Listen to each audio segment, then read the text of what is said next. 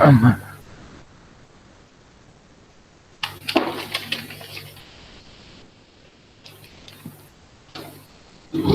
இதை கொடுங்க. ஸ்லைடுக்கு தான் யூஸ் எனக்கு என்ன இது யூஸ் ரெண்டு யூஸ் பண்ணிக்கலாம் இல்லையா? ஸோ இது அப்படியே இல்லை, இதை ட்ரை பண்ணி பார்க்கணுமா?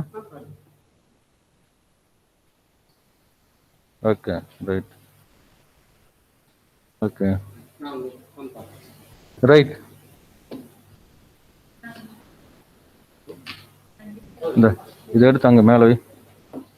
டேபிள் எதெல்லாம் கண்டது இருக்க வேண்டாம். தான்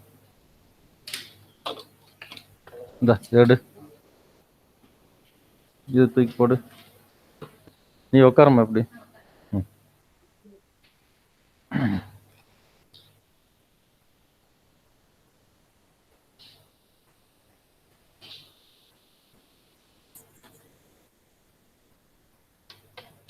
ஆமாம், அந்த டார்ச் அங்கே எடுத்து வை.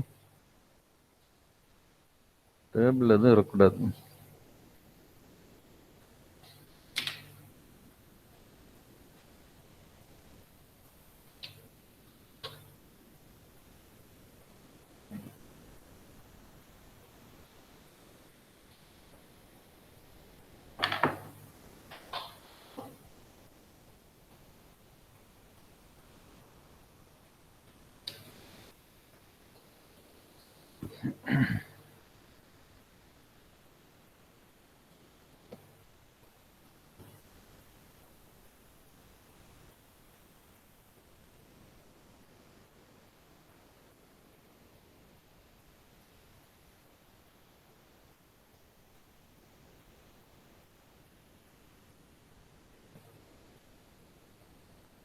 நீ ஜாயின் பண்ணி எவ்வளோ நாள் ஆகுதுமாங்க?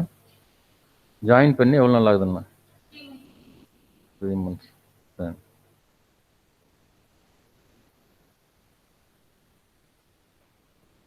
இதுக்கு முன்னே யார் இருந்தா இந்த இதில்? சரி.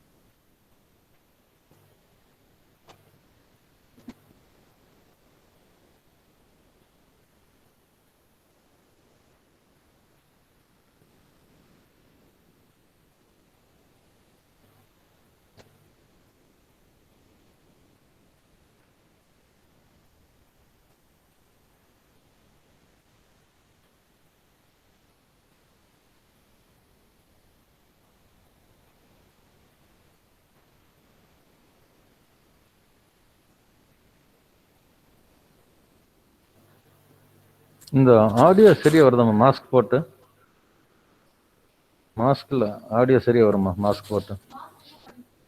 பண்ணிக்கணும். ஃபேஸு தெரியலையா? இங்கே பார்.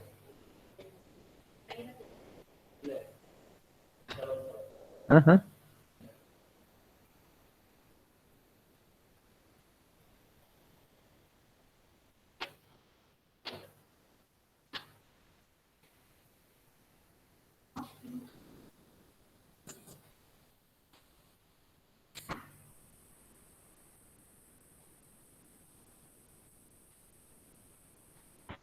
இது இன்னைக்கு எடுத்துக்கலாமா சார்? ஆமாம் sir. Sir okay sir.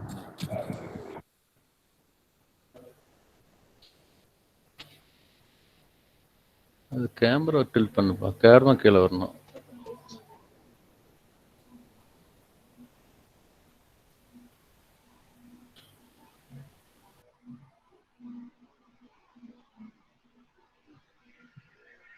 Good evening, Dr. Asokan.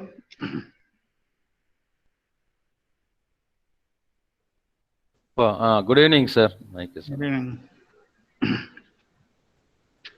Murali?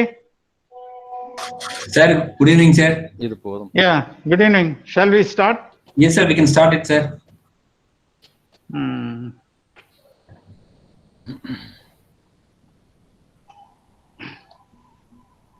Good evening to all the doctors who have logged in into this webinar from our own hospital and from outside hospital, from the city of Coimbatore, all the consultants and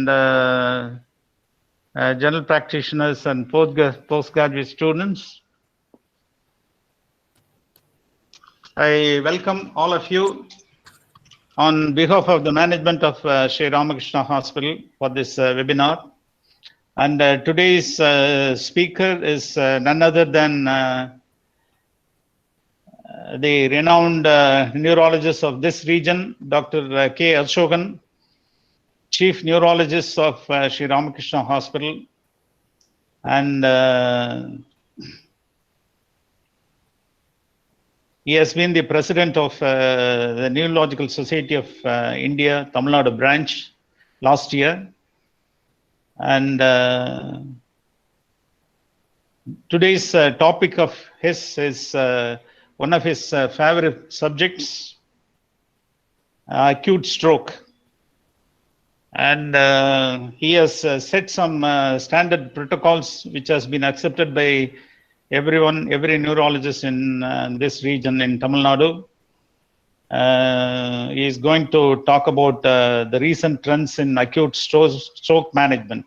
Recent trends in acute stroke management. And probably he is the first person in this region to initiate intravenous thrombolysis for acute strokes. And last time when he spoke about the cortical venous thrombosis, CVT, that is also his favorite subject. And it had an excellent response from the various medical personnel. And I hope today's topic will be of very much interest and useful to all the doctors who are on this line. I welcome Dr. Asokan, and he can take over the podium. Yes, sir. Thank you, sir. Thank you, Dean, sir. Yes, sir. Thank you for your very kind words and your kind introduction. Good evening, all of you. It's my pride and pleasure to talk on recent trends in acute stroke treatment, which is my favorite subject as told by our Dean. I thank our managing trustee, Dean, CEO, and others in the organizing team for giving this opportunity. I'm going to talk on my experience in treating acute stroke patients at our Sri Ramakrishna Hospital, Coimbatore. I thank every one of you for sparing time to attend this webinar today. So, acute ischemic stroke is a medical emergency in which every minute counts. Time is brain. 1.9 to 2 million neurons are lost every minute after ischemic injury. The therapeutic approach to acute stroke treatment has been deeply transformed over 2 decades. Nihilism on stroke treatment is long gone. now replaced by the excitement of proven treatment options. One is IVT, another is EVT. IVT is intravenous thrombolysis, EVT is endovascular treatment, otherwise called as mechanical thrombectomy. These two options can reverse ischemia and bring back functions to the patients. Without these options, these patients were otherwise destined to death or severe disability. The three main principles of acute stroke. So what happens after ischemic brain injury? And try to achieve timely recanalization of the occluded artery and reperfusion of the ischemic tissue. Number two, optimize collateral flow and avoid secondary brain injury. Three zones of injury may occur following large vessel occlusion, that is LVO. First is called ischemic core zone, that is tissue is irreversibly injured. Second is ischemic penumbra, this is ischemic but still viable cerebral tissue. Third is benign oligemic zone, area with a milder reduction in tissue perfusion that does not place the tissue at risk. What is ischemic penumbra? Ischemic penumbra, an area of brain tissue that is viable but is critically hypoperfused and will progress to infarct in the absence of timely reperfusion.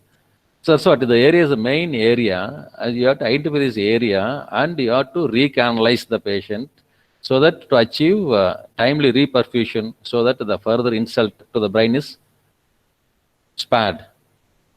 Collateral circulation. Primary collaterals refers to circle of Willis, that is ACOM and PCOM, anterior communicating artery and posterior communicating artery. These two communicating arteries are the primary collaterals around the circle of Willis. Secondary collaterals refers to ophthalmic artery and leptomeningeal arteries. Tertiary collaterals refers to newly developed vessels through angiogenesis. Of course, DSA is a gold standard to evaluate collateral anatomy. Both IVT and EVT, that is intravenous thrombolysis and endovascular treatment, that is mechanical thrombectomy, are safe and effective for the right candidate. Patient selection is crucial to optimize outcomes. Attitude of the clinician should be that treatment should be given unless a solid contraindication exists. Expansion of therapeutic window for emergency reperfusion adds merit to these procedures. Therapeutic window for IV thrombolysis extended from 3 to 4.5 hours and now up to 6 hours. Therapeutic window to mechanical thrombectomy up to 24 hours. Up to 6 hours, we may try both IVT and EVT. That is IV thrombolysis and mechanical thrombectomy. After 6 hours, up to 24 hours, mechanical thrombectomy if collaterals are good and core volume is small and if it is large vessel occlusion. Nature of thrombus. Thrombi within the intracranial tree are either formed in situ or reach there as emboli. A freshly formed thrombus is red blood cell rich. But over time, thrombi tend to become more fibrin rich. Red blood cell rich thrombi are more permeable to blood flow and respond to thrombolytics. That's why I always stress upon early thrombolysis so that you get the clots lysed. Hemodynamic augmentation. Collateral flow can be protected by avoiding BP drops and supported by administration of IV fluids. If BP drop occurs, keep the patient in a laying flat position for 24 hours after admission. That's what's studied in the head post trial.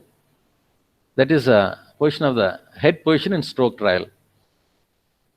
So in such of these trials, they've kept the patient in a laying flat position initially, especially if it's a large infarct associated with a large vessel occlusion, if the BP is low, so that BP could be maintained with, of course, vasopressors. Vasopressors may be beneficial in selected cases, such as patient with the cervical intracranial occlusion or large vessel occlusion, right? Cervical intracranial or intracranial artery or M1. But of course, in that posture, aspiration should be taken care of. And keep the BP around 180-100 for 24 hours. So initially, it's better to have the BP around 180/100 if it's a large vessel occlusion. And if the BP is low, try to bring the BP up and try to maintain around 180/100. BP targets. BP targets should be individualized based on history of chronic hypertension, administration of IVT, location and persistence of the vessel occlusion and degree of collaterals. Example, in a patient with proximal artery occlusion, it is reasonable to keep a higher BP target until recanalization and then lower the target to avoid reperfusion injury, as I told you already. So we'll go to the case profile now. Case 1. This is the case in which I'm going to tell you how maintaining BP we could save the extent of the infarct and better life to the patient. The 64-year-old male admitted with a sudden onset of weakness of left arm and leg since 14 hours. Mind you, this is 14 hours. So very much out of window period. A non-hypertensive and diabetic on treatment. BP at admission only 190/60 and at times fluctuating to 70 to 50. Rather, it's maintaining between 90-70, sometimes a bit lower than that also. Blood sugar 120 milligrams %. As the BP was previously persistently low, core volume was 90 ml, 90, very high core volume. And the proximal occlusion and the presentation 14 hours after stroke onset, it was decided to keep the systolic BP around 110 initially, and his NIHSS, that is National Institute Health Stroke Scale, was 14. So he was not a candidate either for thrombolysis or thrombectomy. So BP was very low, large infarct, core volume 90 ml, and window period, he was presenting out of window period, 14 hours. So we decided to keep the BP, or rather raise the BP initially to at least 110 or 120. He was put on vasopressors, that is NORA drip. It was nearly 5 days to wean him off NORA drip, and the BP maintained around 110 to 120. He slowly recovered and started sitting up in the bed after a week without a postural drop in BP. So he is a patient, 64-year-old male, admitted with sudden onset left hemiplegia, and his MRI, this is called DW, diffusion weighted image, DW, showing large infarct over the right MCA. That is wedge-shaped infarct over the right MCA, large infarct. Core volume was around 90 ml. That's what, see, all other centers throughout the world, they insist upon plain CT and look for aspect score to treat ischemic strokes, to thrombolyze or for thrombectomy, etc., etc. But the diffusion weighted image is always better and gives much more information than plain CT, because by doing this stroke, MRI stroke protocol, we are not only getting this DW, and we are getting a flare, and we are getting ADC, we are getting SW images, and we are getting MR angiogram also, looking at the vasculature, nature of the vasculature. And I should thank our management for having given us 2 MRIs. One is 1.5, another is 3 Tesla, available within the same campus next door.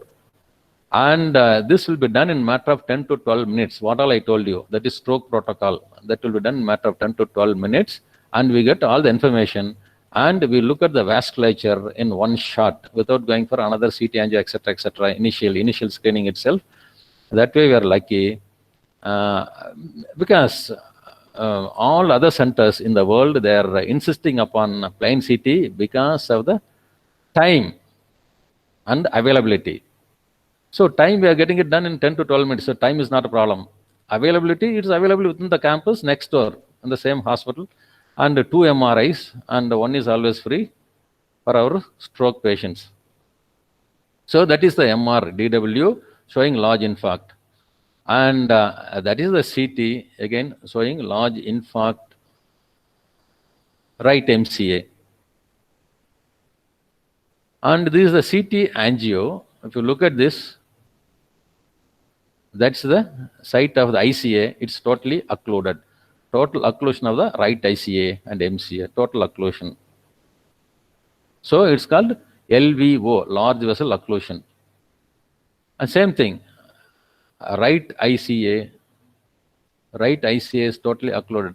So what you see here is left ICA, but right ICA is totally occluded. So he was a patient. We treated him initially only by maintaining BP with vasopressors in a lie flat position, as advised by the head position trial in the stroke treatment. And in a week's time, we could make him sit up like this in the bed, just in a week's time. So that shows the importance of maintaining BP. Again, I'm telling you, this patient, we would not have done thrombolysis or thrombectomy. Why? Because number one, large vessel occlusion. Number two, presenting out of window period, 14 hours. Number three, large core volume. A patient with a large core volume, if you do anything with low BP, then you'll end up with crisis. So maybe in another 2-3 weeks time, we could make him stand with little support. And probably another 1 or 2 weeks, we could make him with a little support. We could make him walk with support. So next we'll go on to IV thrombolysis. US FDA has approved only RTPA, that is thromboplasminogen activator, recombinant thromboplasminogen activator, for use within 3 hours of stroke onset. But regulatory agencies in most of the countries, including those in the European Union, have approved its administration within 4.5 hours of the stroke onset. Even in America, American Heart Association and American Stroke Association, they have approved this IV to use for up to 4.5 hours. Only FDA has not approved, but even in America, AHA and Stroke Association, they have approved for 4.5 hours. And of course, we routinely practice use of IVT up to 4.5 hours. That's the window period. The benefit is time dependent and much stronger when drugs administered within first 90 minutes. That's what I told you initially. Initially, it's a red thrombus, easily lysable, permeable. So if you use the thrombolytics, it's easily, the clot is lysed. And earlier you give, much better is the benefit. So if you can give within first 90 minutes, it's a fantastic improvement. Maybe I'll show one of the cases, how it acted within 30 minutes or 1 hour. So tenecteplase, of course, of late now we have been using tenecteplase. Previously, of course, we have been using alteplase. Now we are using tenecteplase. What is tenecteplase? It's a bioengineered variant of RTPA and has a longer half-life. This tenecteplase has got a half-life of 90 to 120 minutes. And has got a greater fibrin specificity and increased resistance against tissue plasminogen inhibitor than RTPA. And RTPA has got, this alteplase has got a half-life of 5 to 20 minutes. But here the half-life is 90 to 120 minutes. And it has got more fibrin specificity and increased resistance against plasminogen inhibitor. That's why we prefer this. Therefore, it's administered as a single IV bolus at the rate of 0.2 to 0.25 milligram per kg per body weight. The extend IA, that's a trial, extend intraarterial tenecteplase versus alteplase before endovascular treatment for ischemic strokes. This trial concludes patients treated with the tenecteplase had higher rates of recanalization, reperfusion at the time of initial assessment and better functional outcomes at 3 months. Rate of ICH is 1% in both the groups. NORC test, that's a Norwegian tenecteplase stroke trial. They have used 0.4 milligram per kg up to 40 milligrams without significant ICH. But we don't use more than 0.25 milligram per kg body weight in our practice. And now routinely we use 0.2, maximum use 0.25 milligram per kg body weight. We prefer tenecteplase more than alteplase for ease of administration and very much time saving if endovascular treatment is planned in LVO. That's a large vessel occlusion. That's what, ease of administration. After assessing the patient, we give this in one shot, just for 5 minutes, in the emergency room itself, connector place. So that's given and patient transferred to the ICU later if necessary.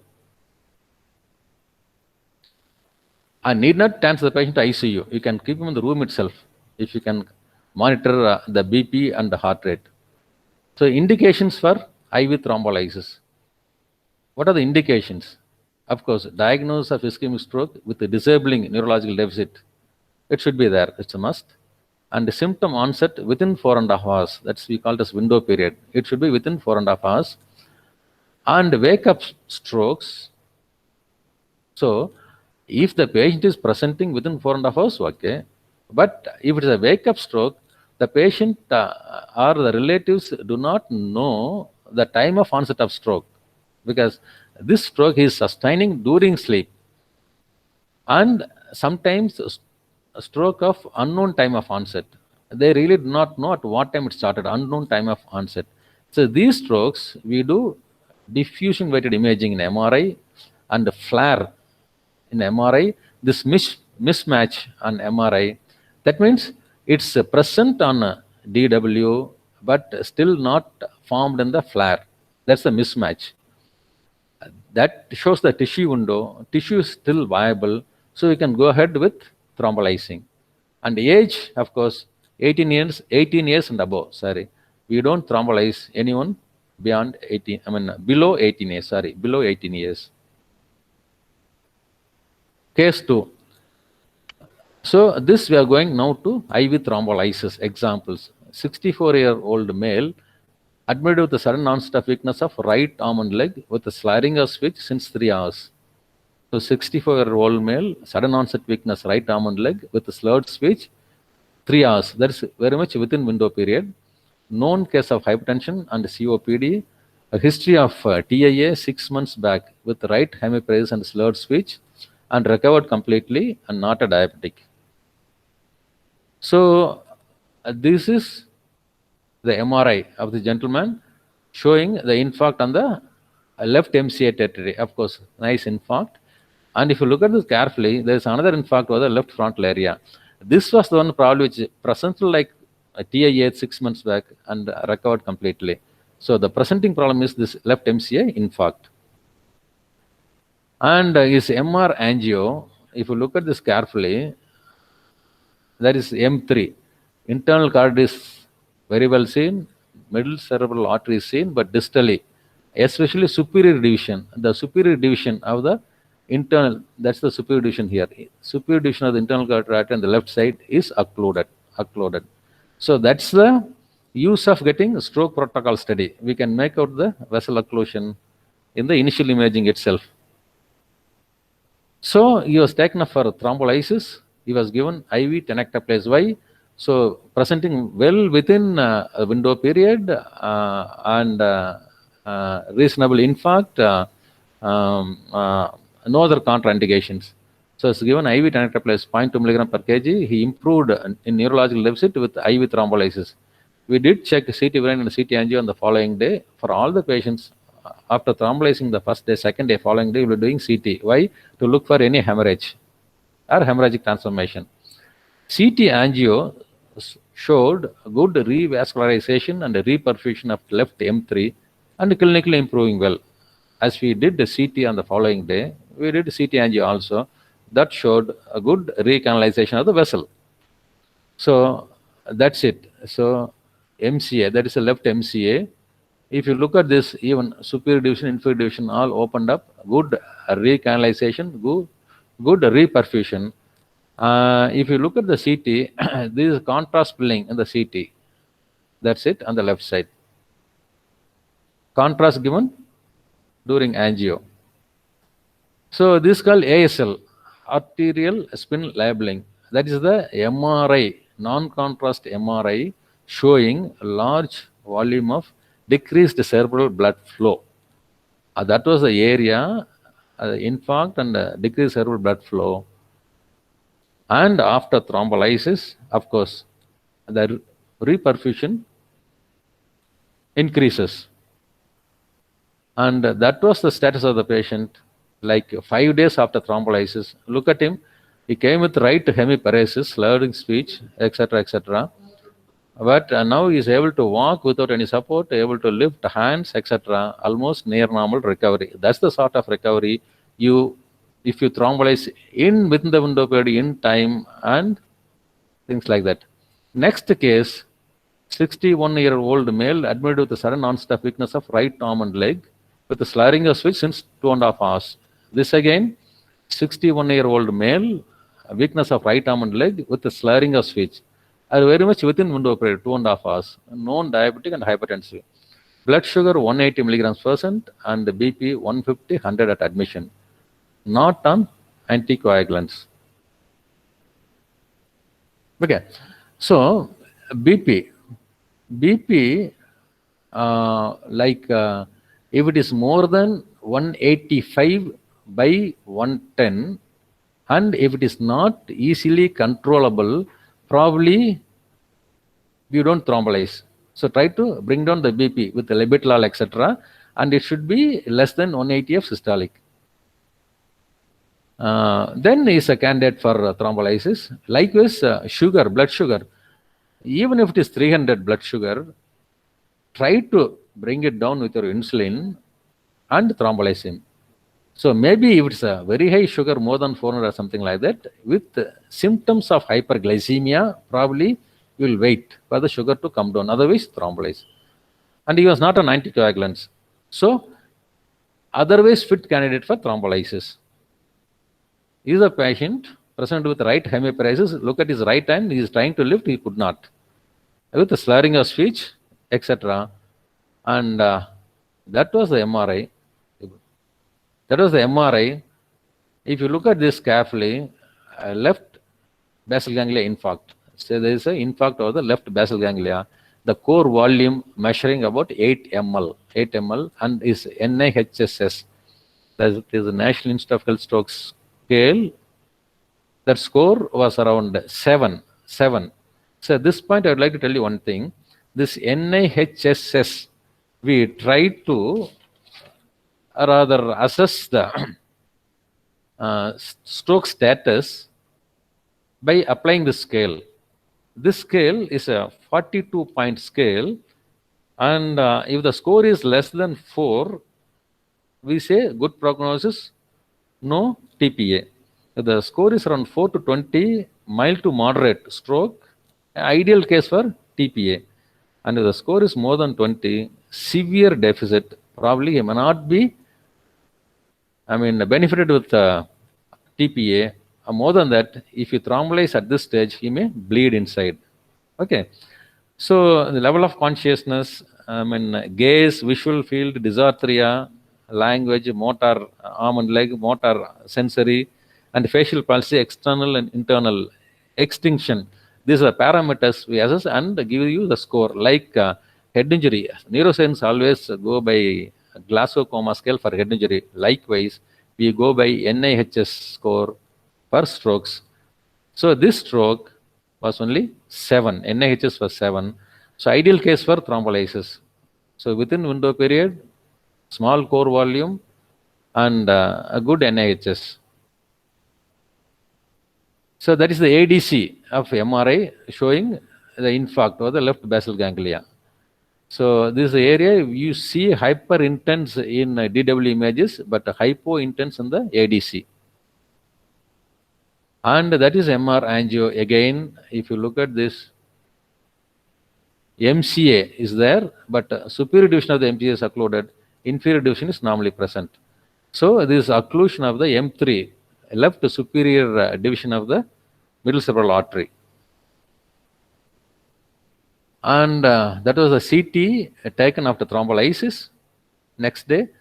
And this was the MRI taken the following day after thrombolysis, where you can say good recanalization of the MCA as well as M3.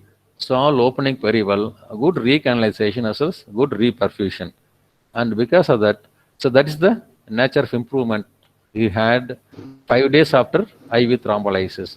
The patient presenting with the right hemiparesis, slurring of switch, almost aphasia, and things like that. Just with timely intervention and intravenous thrombolysis, he could walk now, and the deficit is almost nil or minimal. We'll go on to the next case. 62-year-old male admitted with a sudden onset of loss of speech and paresthesia, right arm and leg with minimal weakness. Onset of stroke since 4 hours. Said since 4 hours within window period. Known case of hypertension on treatment, not a diabetic, BP 130/80. This MRI brain showed acute infarct with the flare, hyperintensity in the left middle cerebral artery territory involving left temporal lobe, insula, and basal ganglia. No hemorrhage, no midline shift. MR perfusion study shows, this is not perfusion study, ASL. This again is ASL, anti-spin labeling. That is MRI done without contrast. That's called ASL. It's a large penumbra on the left middle cerebral artery territory. Actually, again, it's not a penumbra. It's an area of decreased cerebral perfusion. MR angio, left middle cerebral artery, inferior division branches are occluded. Occluded left internal artery and from origin till bifurcation. So what I mean, look at this MRI DW showing infarct of the basal ganglia, left basal ganglia and left temporal area. This left temporal, left basal ganglia, that is a left MCA occlusion. Where? So if you look at the angiogram, MCA is seen. But here lower down, that's the superior division, that is seen. But inferior division is occluded, totally occluded. And another important thing, look at this. That's the internal carotid artery on the right side. But there is no internal carotid artery on the left side. That is totally occluded. So total occlusion of the left internal carotid artery as well as occlusion of the M3 segment of the left MCA. So here what's happening, it is called artery-to-artery embolus. There is a chronic thrombus probably in the internal carotid artery which has fired an embolus to the M3, and embolus is stuck in M3, sparing M1, M2, that's still patent, and causing occlusion of the inferior division, causing stroke. That's what? That's the base film showing normal internal carotid artery on the right side, but nothing is seen on the left side. That is the chronic occlusion of the left internal carotid artery. So if you look at this SW, is MR-T2, there is a thrombus or embolus on the left M3, acute thrombus or embolus, left M3, but nothing is seen anywhere else. So this probably would have come from the internal carotid artery.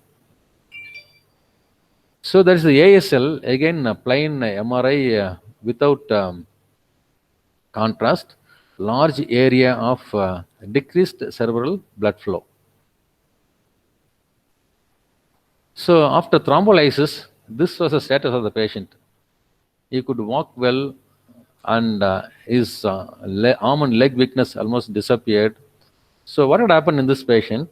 So after thrombolysis,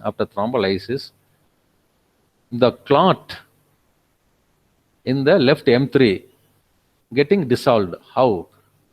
Because the dye going from the right internal carotid, right ACA, goes across the ACOM, goes to the opposite side, opposite ACA, comes back to MCA and goes to terminal part of the MCA, lies the clot. Because internal carotid is totally blocked. This is a chronic thrombus. It is totally blocked. So it is going through the opposite side and crossing. That's what I meant. Primary collateral, ACOM, anterior communicating artery. Going through the anterior communicating to the opposite side, goes to the distal M3 on the left side, lysing the clot, and that is the nature of the improvement. Even though still the internal carotid is totally blocked. He is surviving because of the good, beautiful collaterals. So now I think we will go on to the subject of EVT, endovascular treatment, otherwise called as mechanical thrombectomy. So no doubt IVT is the standard of care for eligible patients, but it has treatment limitations. There's a short time window. Patients with increased bleeding risk, you cannot thrombolyze them with IVT. And the proximal artery occlusion or large vessel occlusion, LVO is large vessel occlusion, causing large clots. If the clot burden is heavy with the proximal artery or large vessel occlusion, then your thrombolysis, that is IVT, is not going to lyse the clots completely. You cannot, clot burden is heavy. So hence these patients should be considered for endovascular therapy because these are more disabling. Sorry, 1 minute. Sorry.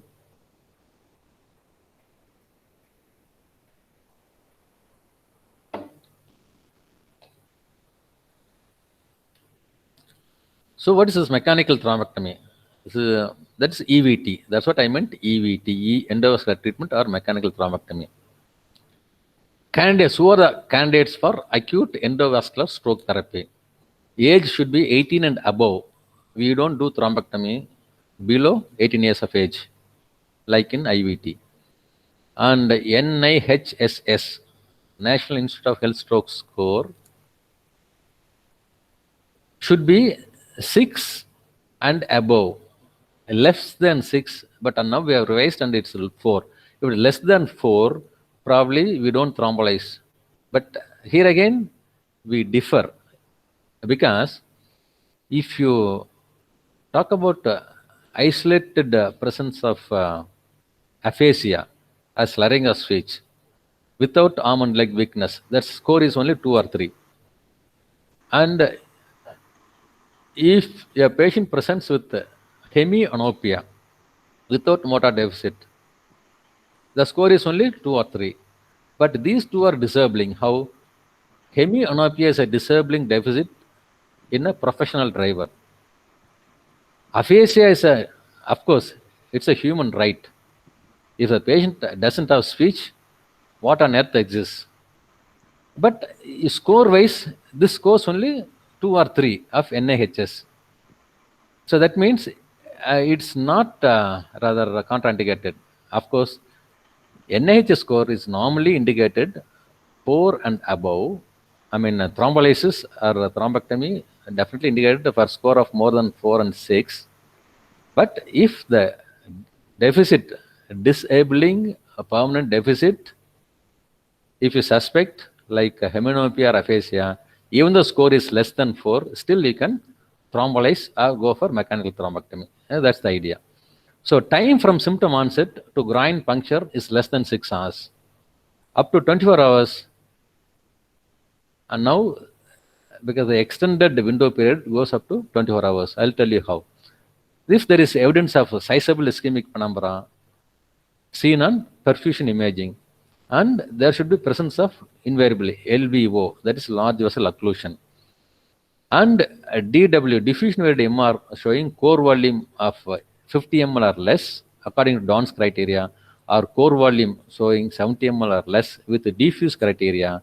Of course, such are these patients with the good collaterals, they are the candidates for mechanical thrombectomy. There are various trials in endovascular treatment and mechanical thrombectomy.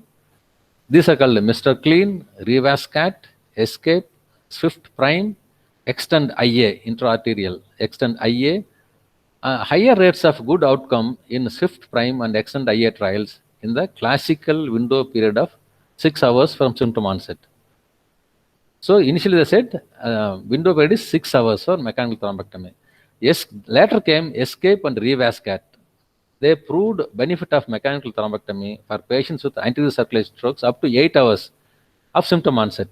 So these two trials, they have proved benefit for mechanical thrombectomy up to 8 hours. So first they said 6 hours. Now they're telling 8 hours, and now they talk about expanding the time window. The concept of tissue window versus time window has proved useful for selecting patients for mechanical thrombectomy up to 24 hours. So initially 6 hours, I'm talking about mechanical thrombectomy. Initially 6 hours, then 8 hours. Now the time window is up to 24 hours from symptom onset. This includes wake-up strokes and strokes of unknown time of onset. As I told you already, wake-up stroke, where the patient goes to sleep by 10 o'clock, 11 o'clock in the night and wakes up in the morning by 6 o'clock. As he is getting up from the bed, he is found to have paralysis. So the time is not known. These are wake-up strokes. And strokes of unknown time of onset. Likewise, some people, they are not aware when this had happened. So such as these patients, you can use your DW and flare mismatch. So if the infarct is present, hyperintensity is there on the DW and is less intense or not present on the flare, is called mismatch. The mismatch is an indication for thrombolysis or thrombectomy. Likewise, DAWN and DFUSE 3, these two clinical trials showed excellent clinical outcomes in patients treated up to 24 hours from symptom onset, provided the core volume less than 50 in DAWN and less than 70 in the DFUSE criteria. So next we will go to thrombectomy. How we have done this thrombectomy in our hospital here. This 55-year-old male admitted with the right upper limb and lower limb weakness since 4 hours. So since 4 hours, very much within window period.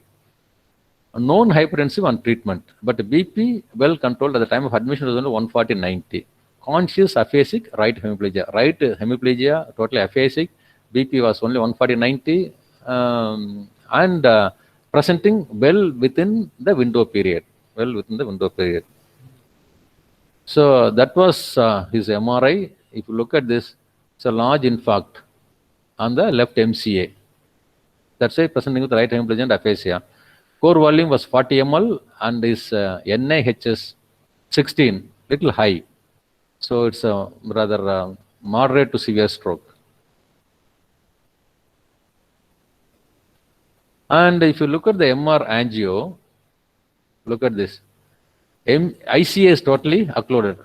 Left ICA is occluded, left MCA is not seen. Okay. So this is what we call it as ischemic stroke, large vessel occlusion. That is internal carotid artery is totally occluded. What I'm trying to tell you is, in such of these patients, of course, he has presented well within window period, 4.5 hours, and BP is under control. And of course, MRI showing infarct, core volume is okay. That's okay. So he is an ideal candidate for thrombolysis. But will thrombolysis alone will save him? No, because his clot burden is heavy. His internal carotid is totally gone. This is large vessel occlusion.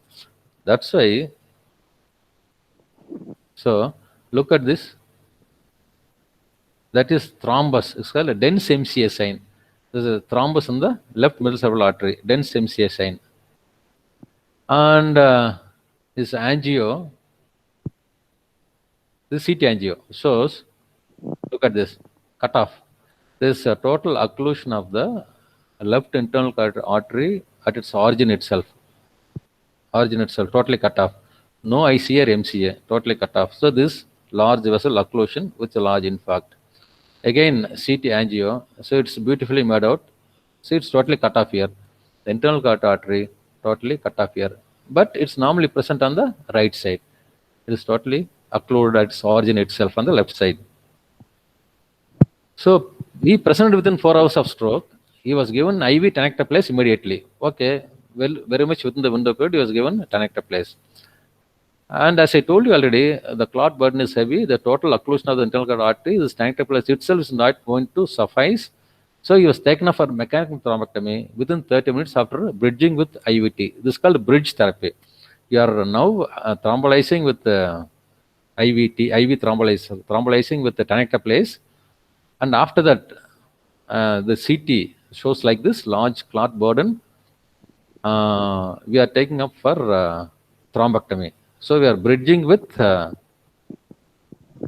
thrombectomy, we are bridging with thrombolysis. So that's the DSA. Look at this. This is totally cut off. I mean, total IC occlusion on the left side.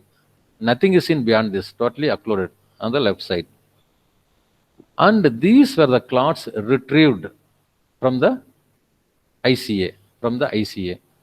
So after the clot retrieval, that's called mechanical thrombectomy. So now look at this. It's getting opened up. ICA getting opened up.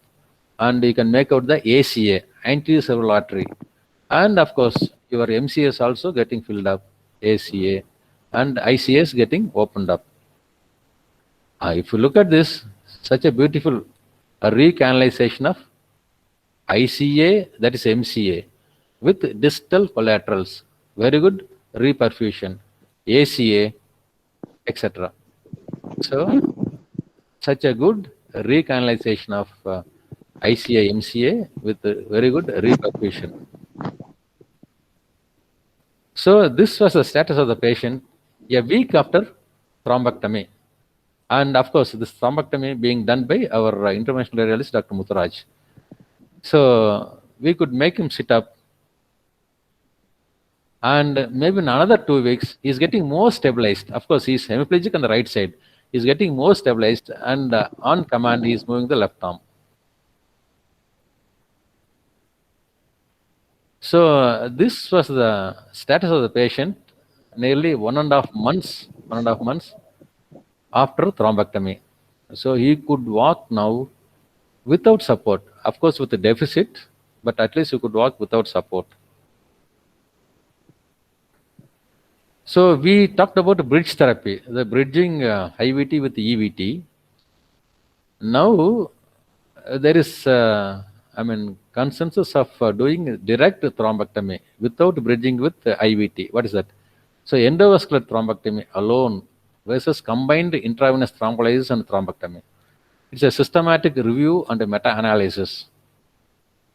In this paper, they conclude overall no significant difference was found between the groups in terms of favorable functional outcome, mortality rate, or complications including symptomatic intracerebral hemorrhage.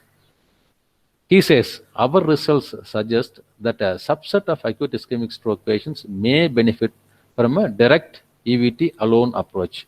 So without bridging with IVT, even though patient is presenting within the window period, and if the large vessel occlusion is confirmed, he may go for direct thrombectomy. So next case,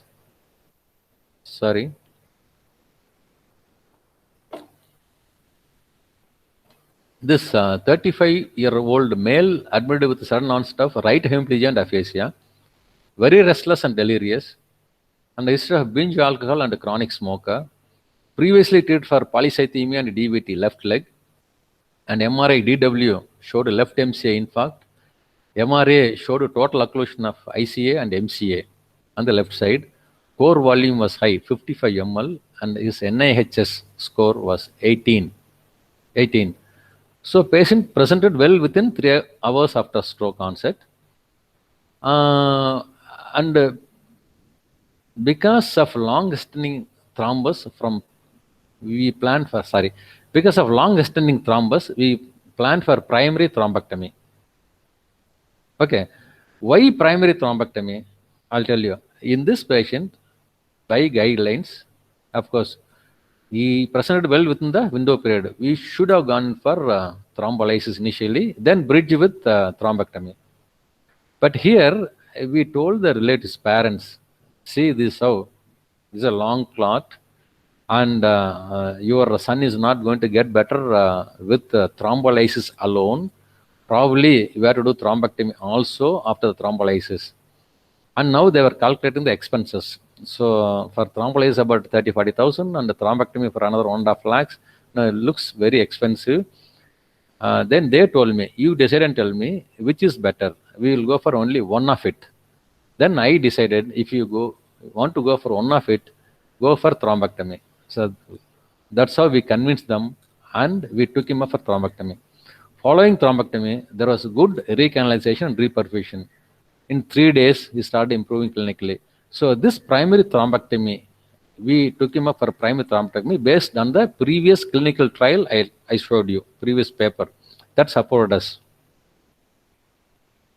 So he was the patient, presented well within 3 hours of stroke onset, within window period, and he was very delirious and restless, and we had to sedate him to do thrombectomy. So this is soon after thrombectomy. And that was his MR DW at admission, showed large left MCA infarct. And ADC, MR ADC showing large left MCA infarct again. And that is the flare. This is what I said, flare, DW flare. See, look at this. It is not still hyperintense. Normally what you get after a stroke is hyperintense flare, like in diffusion weighted image. but it's less hyperintense. That shows still he is in the hyperacute phase. Okay, still the tissue is viable. So his MR angio showed total occlusion of the ICA and MCA. That is the right ICA, but left ICA totally occluded, and MCA is also not seen. So in this patient, of course, if you do thrombolysis, well and good, you can do thrombolysis, but thrombolysis alone would not have recanalized this vessel because clot burden was heavy, and luckily somehow they agreed for primary thrombectomy. We went with that, and that shows the total occlusion of left ICA, and DSA. DSA was taken up for primary thrombectomy. DSA showed total occlusion of the ICA. The vessels, what you see is a branch of external carotid artery. ICA was totally occluded. There's a stent in situ, and as he was being aspirated, it's slightly opening up the internal carotid, and you are getting good ACA and little of MCA. That's what. Probably the clots retrieved from the MCA distally, so it's opening up. A good recanalization of the MCA and distal collaterals, as well as very good, getting reasonably good perfusion. Further it is getting well recanalized. Yeah, now it's much better. That is ICA, ACA and MCA. Still look at this. This ICA is not still open. Only the clots from the MCA retrieved. The ICA is still not opened up well. Yeah, MCA is getting further recanalized well. Now you can ask me, without opening ICA, how can you get MCA recanalization? As I told you previously, as you are opening the vessel, you are getting the circulation along the collaterals through the ACOM from the opposite side. That's how it is getting perfused, even though ICA is occluded. Now look at this. This is the ICA getting fully opened up. ICA is fully opened up. So that was the size of the clot from the ICA. Look at the size of the clot, extent of the clot, such a large, huge clot. You could never thrombolyze with your thrombolytic drug itself. Of course, that's very important. If you do that, you can make the clots more softer and you can extract it easily. But thrombectomy is must. So likewise, thrombectomy, we have removed the clot, such a large clot. And the rest of the clots also from ICA. And that is the stent retriever. Muthraj is showing that the stent retriever. And these are clots. And these are the smaller clots retrieved from the MCA. First, what you had seen from the ICA, this from the MCA. And look at this man. After a week's time, he is sitting up nicely. Imagine, but for this procedure, he would have ended up with a massive infarct on the left side. It's called a malignant infarct. And would have gone for hemicraniectomy, surgery, and things like that. But without any of those things, he's recovering well. It's a week's time. And look at this person. This is about 1.5 to 2 months when he came for first review after discharge. So he could walk with or without support. I can say with minimal support or without support. That was the nature of improvement we get in thrombectomy. The next case, this 46-year-old male admitted with a sudden onset left hemiparesis, slurred speech, and a left EM and facial palsy. He presented within 9 hours after stroke onset, so very much beyond window period. And a known hypertensive on treatment, alcoholic smoker, BP 140/90, NIHS for 7, core volume 35 ml. So core volume is okay, 35 ml, NIH is okay, only 7. But the problem is window period is presenting out of window period. So he is a patient with left hemiparesis And his MRI showing right MCA infarct, large infarct, right MCA infarct, core volume 35 ml. And look at this. That is the MCA, right M1 total occlusion, right MCA occlusion.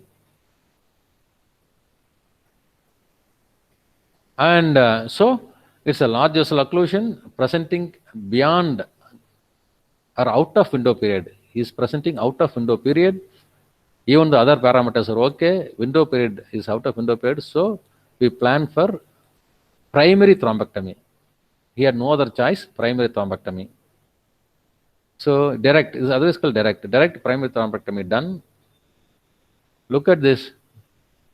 This angio, DSA shows total occlusion of the right MCA.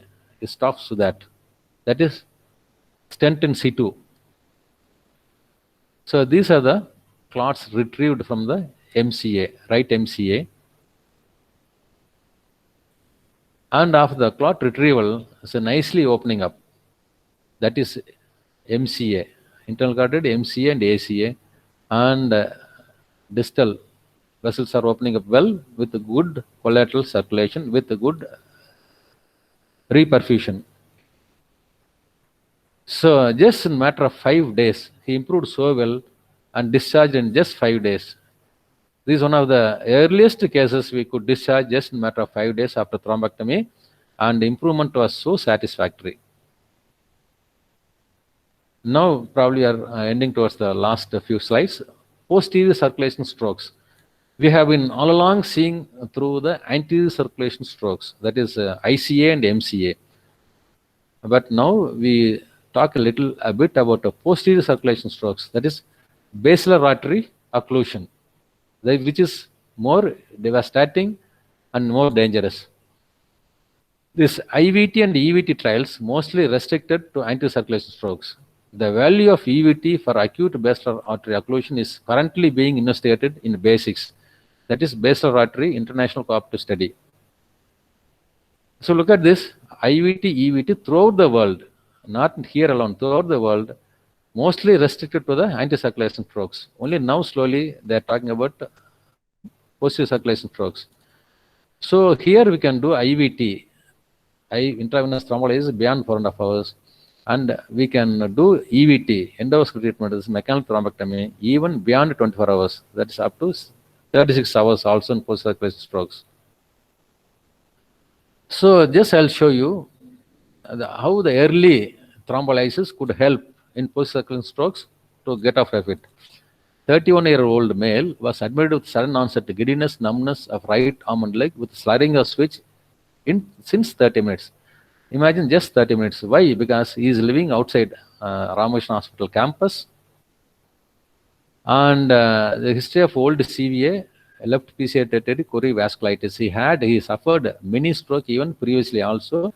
Probably that's why, since he is living outside the campus and he knew the symptoms, he immediately rushed into the hospital within 30 minutes. BP 130/80, MRI brain stroke protocol showed chronic infarct with the gliosis in right occipital lobe, no acute infarct or hemorrhage seen, no flow signal seen in tip of basilar artery. So MRI stroke protocol, MR angio showed no flow signal in basilar top.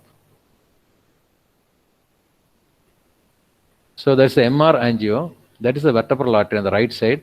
Left vertebral artery is hypoplastic. That's the basilar tip is absent.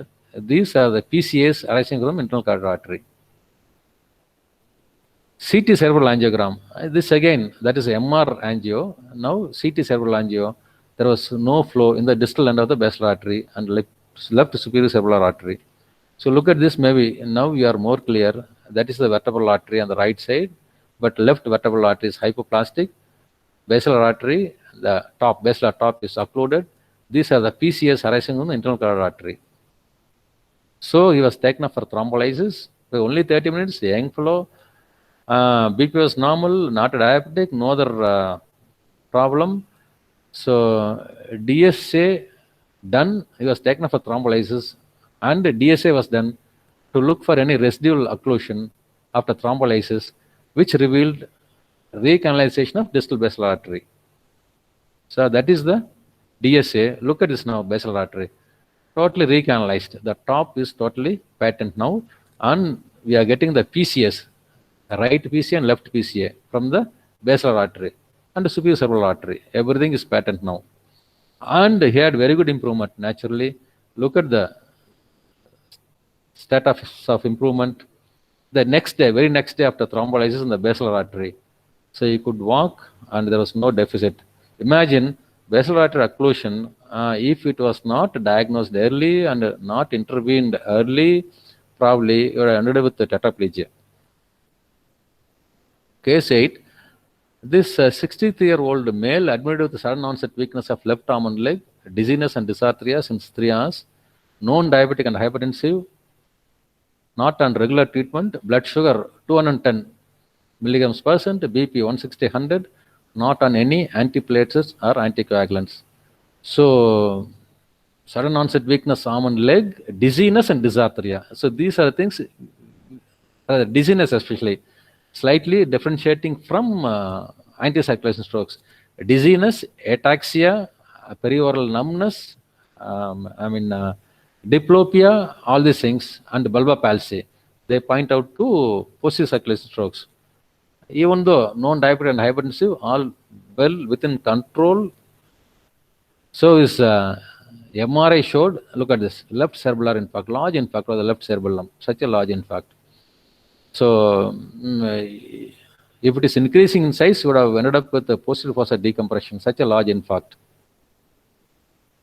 And his MR angio showed, you can make out, the basilar artery, the top, like previous angio, top is not visualized here, basilar top. So occlusion of the basilar top. That is CT cerebral, CT brain showing infarct on the left side. So that is CT angio. CT angio, again, look at this vertebral artery and the basilar artery on the top, it's absent. It's occluded, basilar top is occluded. And again, this PC arising from the internal guard artery. So after thrombolysis, that was the nature of improvement in this old man. This is about a week after thrombolysis. Of course, he has got OA knees. Otherwise, he was much better. And this is the last case. This is the last case. This 25-year-old male admitted with sudden onset weakness of left arm and leg and a slurring of switch since 18 hours. Sorry.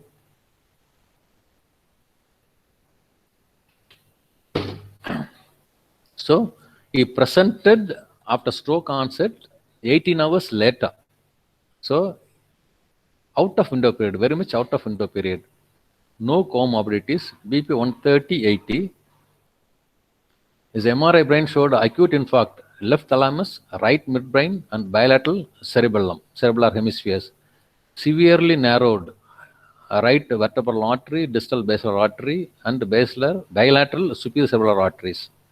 So occlusion of the distal basilar artery, posterior circulation stroke. MR DW showed bilateral cerebellar infarcts, left thalamic infarct, that is left thalamic infarct, right midbrain infarct, they all come in the posterior circulation. Cerebellum, thalamus, midbrain, infarct everywhere in the posterior circulation. So it's a very serious stroke. MR angiogram showed basilar artery top occlusion. DSA confirmed basilar top occlusion and he was taken up for primary thrombectomy 18 hours after stroke onset. Naturally, because after 18 hours, we do not have any other option except for going for primary or direct thrombectomy. So that was the DSA. So up to here, you can make the basilar artery. Beyond this, is totally occluded. Basilar top is occluded. And the faint PCS not seen. So these are the clots retrieved from the basilar artery. Clots retrieved from the basilar artery. After the clot retrieval, look at the DSA. Such a beautiful opening of the basilar artery with both the PCS and both superior cerebellar arteries all opened up nicely with a good reperfusion. And look at the thing 3 days after thrombectomy, just 3 days after thrombectomy, he presented with left hemiplegia. Now he's trying to lift. He's trying to lift the left arm with great difficulty. And this 1 week after thrombectomy, of course, he's getting more stabilized. And still he is on Ryle's tube, naturally, because he had bulbar palsy. Naturally, a person with a brainstem stroke or a posterior circulating stroke, they do present with bulbar palsy. So, Ryle's tube. He was on Ryle's tube. Then 14 days after thrombectomy, now the Ryle's tube is removed because he is more getting stabilized. Even the bulbar palsy is getting better. Of course, with the thrombectomy, with a good revascularization and the posterior circulation, bulbar palsy also improves. So the Ryle's tube is removed. And he is now standing with support. 45 days after thrombectomy, when he came for first review, look at, he's little limping. If you carefully see, he's a little limping. Otherwise, he's walking without support. And 90 days after thrombectomy, look at the nature of improvement. He's almost normal, no deficit at all. Imagine you had seen the MRI, such a large impact, cerebellum, thalamus, brainstem, infarcts everywhere, still getting such a beautiful improvement on earth. Nothing is possible except for thrombectomy. I mean, only thrombectomy can do such magic. So I conclude by saying both IVT and EVT are safe and effective for the right candidate. Time window and patient selection is crucial to optimize better outcomes. With these treatment schedules, there is paradigm shift in acute stroke treatment. Thank you all. And before winding up, I would like to thank Dr. Mutturaj, our interventional radiologist, for his technical support, and other radiologists for their kind cooperation in getting MRI reports fast. I thank Dr. Ramdas, my colleague, for his support, and other DIPNB medicine PGs and JMOs for their involvement in managing these strokes. Our emergency physicians and emergency team are very helpful in thrombolizing these patients in the emergency itself on time. Without our dedicated staff nurses, this work would not have happened, and I thank them too. Thank you very much. Thank you all. Thank you all. Thank you, sir.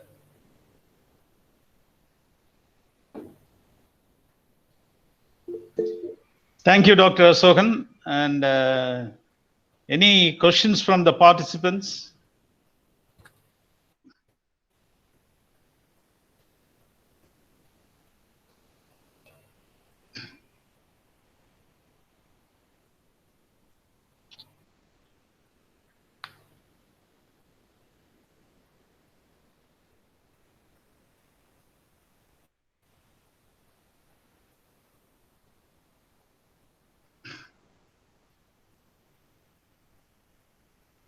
I hope no participant has any doubts, I guess, because Dr. Asokan has taken a class like taking for LKG students. And I think even I have become better equipped with some knowledge about acute stroke management. I remember the anatomy of cranial circulation, intracranial circulation, cerebral circulation. Asokan is such a dedicated neurologist and very good teacher, and as he is a gift to our hospital.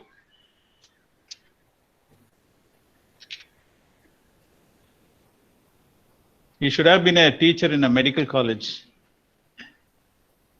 Any questions?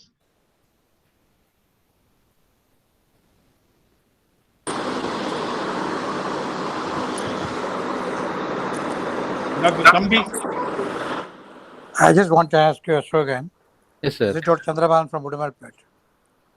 Yes, sir, please. You come across this acute thrombus episodes of clot in COVID-19 patients. Yes, sir. Yes, sir. Your experience in managing such patients. Yes, sir. To be very frank, COVID positive cases we are not managing here much, sir. No. Thing is, you mean to say management of in COVID-related strokes or? No, both. I'm asking whether how do you manage? Yeah, that's Others would what. say that they don't manage. Number one, you can have venous clots, more of venous strokes due to COVID. Okay. Number two, of course, you can have ischemic stroke also due to COVID.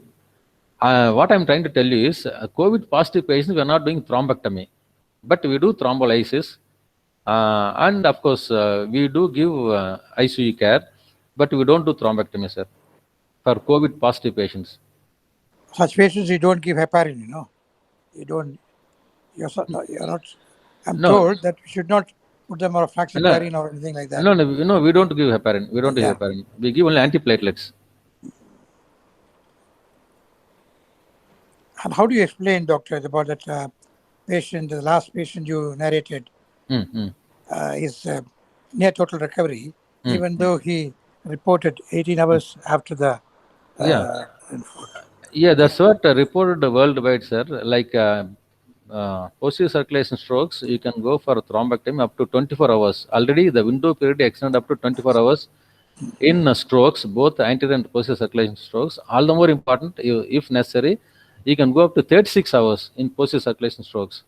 So basal artery and its recanalization, reperfusion is good even up to 36 hours. Only thing, of course, we are likely to escape if the clot is very large, involving both the cerebral hemispheres, both the pons, especially pontine infarct, very large pontine infarcts.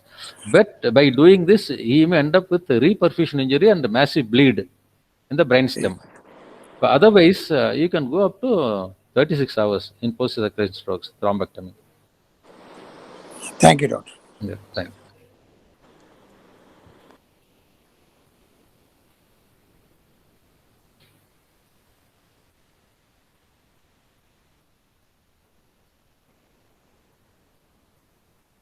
Any other questions?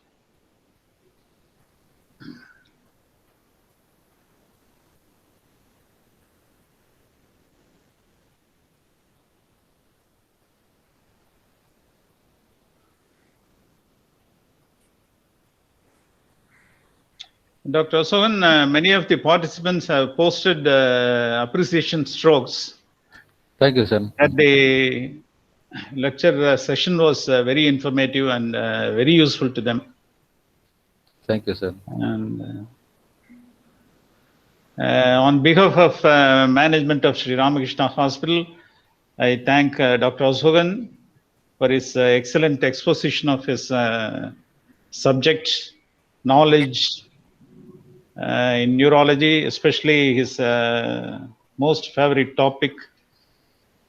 And is not only, theoretical, but he practices what he teaches.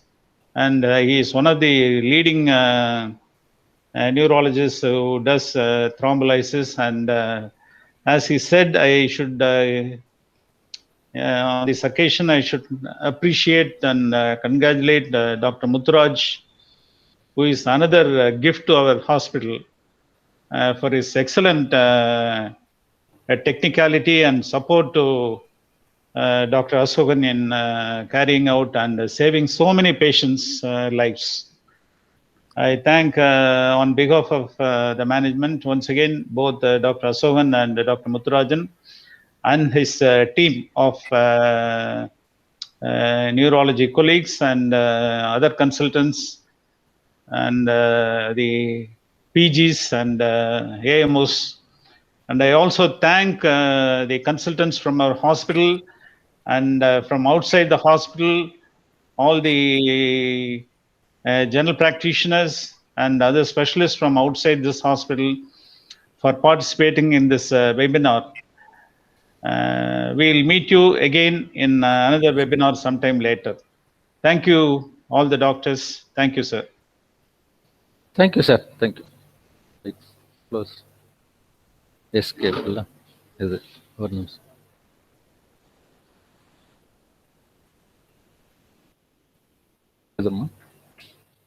Sorry.